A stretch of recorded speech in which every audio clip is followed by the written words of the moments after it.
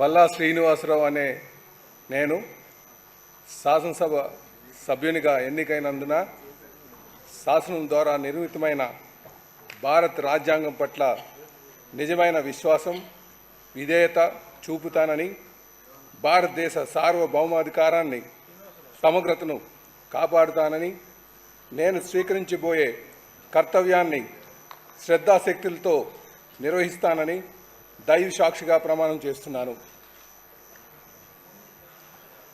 ఆంధ్రప్రదేశ్ శాసనసభ సభ్యుడైన పల్లా శ్రీనివాసరావు అనే నేను సభా నియమాలకు కట్టుబడి ఉంటానని, వాటిని అనుసరిస్తానని, సభా మర్యాదలను పాటిస్తానని, సాంప్రదాయాలను గౌరవిస్తానని దైవ సాక్షిగా ప్రమాణం చేస్తున్నాను.